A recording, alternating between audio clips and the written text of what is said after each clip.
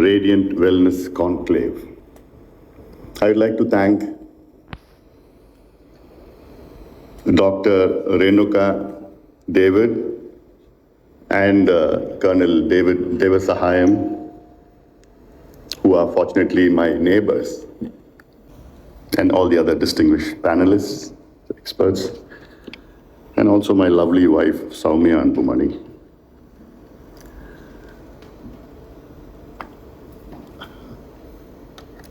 Wellness is a holistic concept of self-being,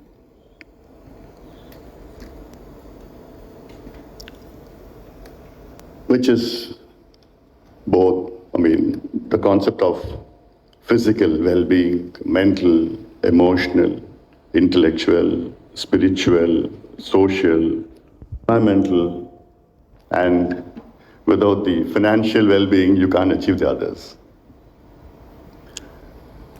I've been given a topic of social wellness. I'm going to digress now and then into all the other concepts as well, because being the politician, it is my job to talk about all the other parameters as well. My concept of wellness, or in fact the urban wellness, is we are holding this conference in the most urbanized state in India. And my concept of urbanization itself there is a lacuna. I don't see urbanization as a progress or a growth of a state.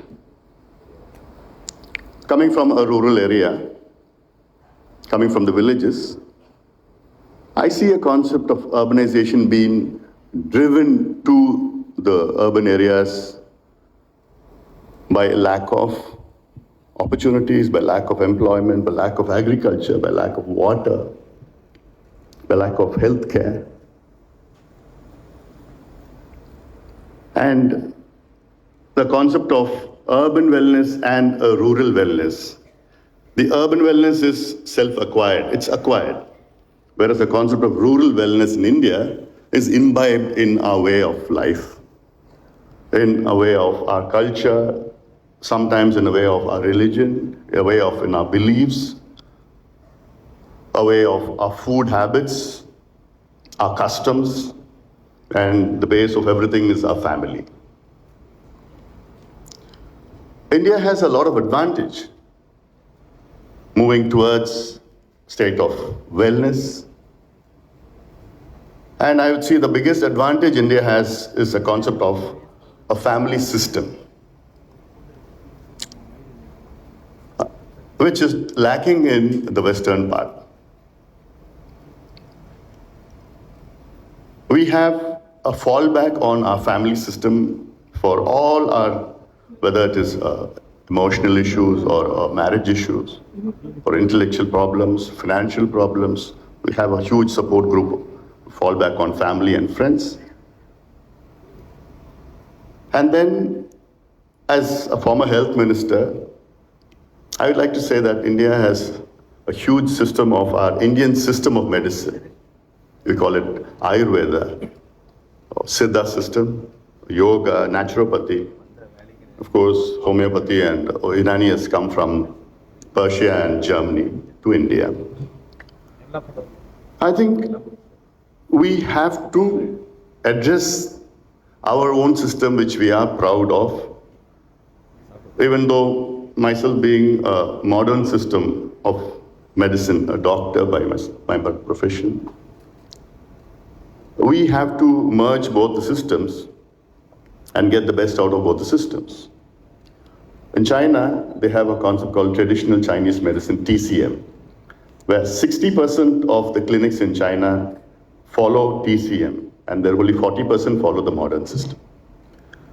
When I was a minister during 2004 to 9, I had tried to bring a convergence between both the systems, but unfortunately, the Indian Medical Association, which I also am a member, they had opposed this concept and said, what are we going, Are we going to be a homeopathy doctor or an Ayurvedic doctor? There was a lot of protests at the time. But the concept of our system, which has been in us, in our habits, in our food, in our culture, in our customs, for thousands of years, which is proven by time, I think we need to imbibe that for a state of well-being. Yoga, founded in India, exported to America, then imported back to India, because we follow the Americans. But unfortunately, the concept of yoga, the scientific evidence of yoga, I think Dr. Rene is there, Nene is here, and he could vouch for that. Where in Harvard and Johns Hopkins, they had scientifically validated yoga reduces hypertension, reduces blood pressure, reduces diabetes. And then when we followed it, I think we need to introspect this avenue more, and I think we need to move forward on that. Another concept of mental wellness, a concept of mental wellness. India is such a huge, diverse country, where we have huge diversity of our religion, our language, our customs, all these things. And also a lot of problems based on all those issues. In India, nearly about 10 to 12% of the population have some sort of mental health disorder. And the concept of mental health disorder itself is a stigma in society today. When you say 10 to 12%, in numbers, it counts to nearly about 140 to 150 million people. Some sorts, maybe small stress or some here and a depression, and then bipolar or schizophrenia or substance abuse, which is increasing every single day amongst the youngsters today. And do we have a system to support it? No. Do we have the experts to help it out? No. But why is this huge burden of mental health disease being absorbed in our society? How it is being absorbed is my way of thinking is like India is a very pious country, a religious country. And every religion has a way of absorbing the stress. The Hindus going to the temple, the Muslims to the mosque, the Christians to the church every week. And I see this mostly not only in the rural areas, but as medicine or as science is growing, so as our piousness. Because I see a basic structure of a household, a lady in a household. The problems she is facing every day are mostly related to the finance and her family. It adds on to her burden every day, and then it peaks at the end of the week, where Friday or Saturday she goes to the temple. And then, so, Appa, Sami, en Bharathellam unkitta irakki vachitten, nee dhaan paathukanumpa. So, at the end of the week, she downloads her problems to God. And then again, Saturday, Sunday, it starts, and then slowly it increases. Then again, the next Friday, Saturday, she goes to the temple. Again, it downloads. If we didn't have a system like this, I think everybody would have crashed by now. Every system, the Christians go to church every Sunday and then put all their burden to God. See, there are beliefs, some people believe in, they don't, but these are some of, I say India is a fascinating country where we have so much of structure to absorb our problems. But again, we have huge challenges, which I think my panelists that in the hours to come are going to address all these issues. Again, being a politician, mostly from the rural areas. I think we have a long way to go to achieve our dreams. It's huge population we have, a young population we have. We can call it an advantage, a young population. But then providing good health care, which is a base of wellness, is a huge challenge for the government as well. India also has had success stories in the healthcare. Like Colonel David had said about the National Rural Health Mission, which we have launched way back in 2005. 10 years down the launching of the program, India's maternal mortality rate decreased by about 55%, and India's infant mortality rate reduced by 60% by the National Rural Health Mission. Combining with the 108 emergency services, ambulance services. When we launched the program 108, we had in mind only accidents, traumas, fires, snake bites, the emergencies. And we initiated the program. In the first 6 months, when I reviewed the program, we had a huge surprise. And my secretary had said that the highest number of calls for 108 ambulance was for maternity. It was nearly 24% of the calls were for maternity. And we had no idea that we are going to launch a program where the highest calls are going to go be for maternity. And I was so happy, I had tears rolling down my cheeks, because to save our mothers and children, that is what we are all here for. And that is what my job as a minister at that time was. I would fail in my duties if I don't address issues of environment related to wellness. Because my wife, she's an environmentalist, and I'm a hardcore environmentalist. I'm a farmer, a doctor, and lastly, a politician.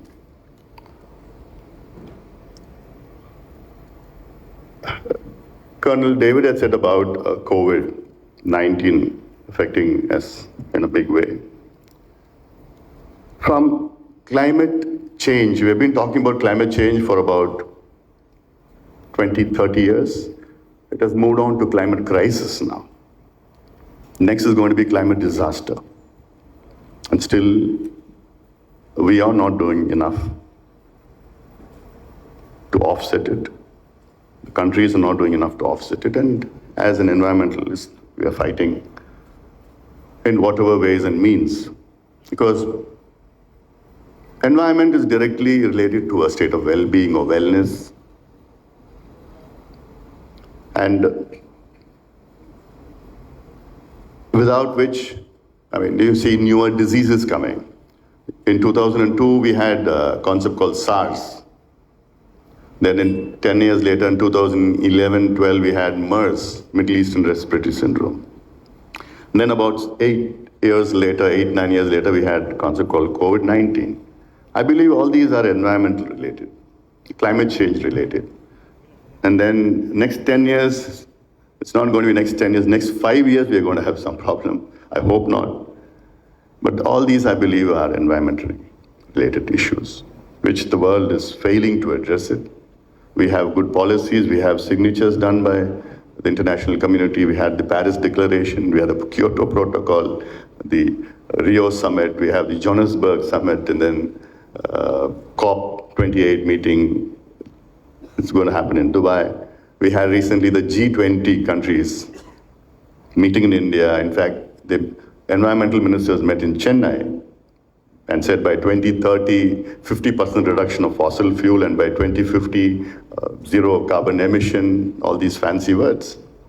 But I don't see we're getting to a point where we are doing what we are saying. No, we are not. And that's, I think, we need to put in a lot of noise on that. A lot of noise should be there. In in Chennai, in fact, when I joined Madras Medical College in 1986, that Chennai was completely different than today's Chennai. I loved that Chennai. There were no fancy metros, there were no fancy malls, there were no fancy cars, there were no fancy buildings and pubs or resto bars, and nothing was there. But I loved that Chennai. Today, Chennai is just a cluster of urban buildings, polluted. There's absolutely no green cover in Chennai. There are no health facilities where you have a walking track or a cycling track or to spend your time with the family and friends. It's just urban jungle out there. You can't breathe good air, you can't get good water. And this Chennai is gone. Chennai has got beautiful rivers. In fact, Chennai has got 3 rivers, Adyar River, Kuvam River, and then Kusastale River. And you can't call them rivers anymore. But I think more needs to be done on these. These are all natural resources which we need to protect for our future generation. And the concept of pollution and moving on, like there are a lot of other business modules based on environment and concept of wellness, saying that organic, this cliche of organic food, organically grown vegetables, organically grown coffee, organically grown fruits. But then when you delve deeper into it, I don't see it. 80% of what they sell as an organic product, it is not organic. So these are issues, I think, which we need to go into. I don't know whether you're going to talk about these issues, but I'm sounding it. Like in the future, I think we need to take up a lot of things which I'm trying to sound today. As a person who have been going around the state, going around the country, even though we have huge challenges, but we are proud that India is moving forward on the economic front. But the economic development, has it transcended into the social development of people? No. Take the happiness quotient, even though it is loosely linked to wellness. Out of 136 countries, India stands 122nd in the happiness quotient. So we are not a happy nation. Just bits and pieces here. So we have to join all those strings and take all these issues which I've said. And I think it's a long way to go. It's a long way to go. And coming back to urban wellness, it's a huge disparity between urban wellness and rural wellness. The concept of rural wellness, I think it is just very, very negligible. But then the urban wellness is something where there are issues to be addressed. We can't compare ourselves to the West. West is completely different. There's a Harvard study which says that because of loneliness, where nearly about 65% of the population are, they lose out about 15 years of their lives. It's like equal to about smoking 15 cigarettes a day. So all these issues, but here, like I already said, that we have a huge support group, a family, our friends, our Indian system of medicine, then of course our religious places, all here to support us in every way, whether it is a mental state or a physical state or intellectual state or a spiritual state or social state. We have such huge social groups who support us in every way. So I think I'll just finish with a little food for thought. This summer, I just digress a little bit so. This summer has been the hottest summer ever recorded in world history. Next year, we are going to be saying the same thing. And then the year later on, we're still going to be saying the same thing. We have had extreme weather events this year, last year, the year before, every year. The 100-year, once in a 100-year rain, or once in a 200-year drought, or once in a 300 years hurricane or cyclone or a typhoon, or whatever we call it. Like. And the damage which is caused by these natural events, like I just read through a couple of them. In 2022, in order of damage, the amount of damage done, Hurricane Ian in the US and Cuba, more than $100 billion. European drought, more than $20 billion. Flooding in China, more than $12 billion. Drought in China, more than $8.4 billion. Flooding in East Australia, more than $7.5 billion. Flooding in Pakistan, $5.6 billion. Storm Eunice in Europe, $4.3 billion. Drought in Brazil, $4 billion. Hurricane Fiona in Caribbean and Canada, $3 billion. Flooding in South Africa, $3 billion. It all adds up to, I don't know, a year, $200 billion a year. These are all major events. And the minor events put us about $300 to $400 billion a year. And we haven't counted India on this list. I think these are something which I think we need to wake up and take note of these things and make a lot of noise.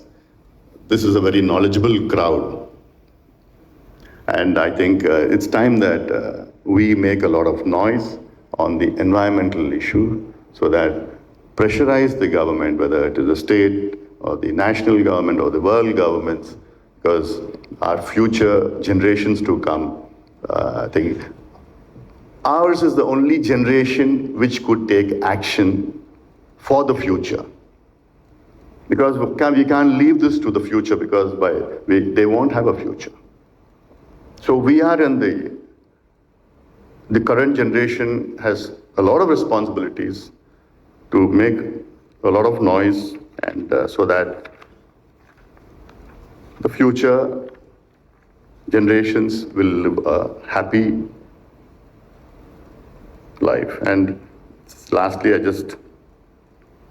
about wildfires, heat waves, ice storms. So everywhere you have in the world, you have all these things happening. Like so, I think I'll stop with that. And I'd love to share with you a lot of my thoughts of environment, climate change. I think Colonel David could have a concept or a meeting on this issue, which is something where everybody is being affected, whether it is a rural or an urban, the entire country, the entire world is going to be affected on that leg. With these words, once again, I'd like to thank Dr. Renuka and Colonel David. They are wonderful people, and Colonel David, he's come up the hard way in life, and he's such a gentleman. He's giving back to the society. And I've heard him many times where he's helping out thousands of families, employing them in every way, destitute. And I like his concept of helping out war widows, where I think nobody has taken care of them. And I like the concept. Colonel David, we are all with you. We'll help you in every way. And I wish this conclave a huge success. I'm sure it will be success looking at the speakers and the dignitaries who are attending this. And with these words, thank you very much for inviting me. All the very best. Have a good morning. Thank you, sir. Request you to remain on stage for a moment longer. Request Colonel David and Dr. Renuka David to please present our guest with a token of appreciation.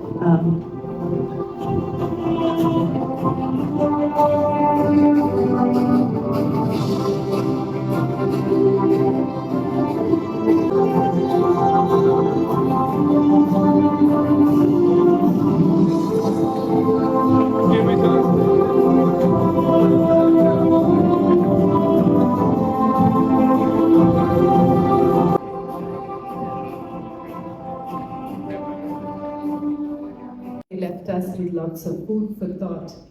In fact, after all of the mention of technology, the fact that it is such an intrinsic part of our lives, it's not even something separate anymore. The moment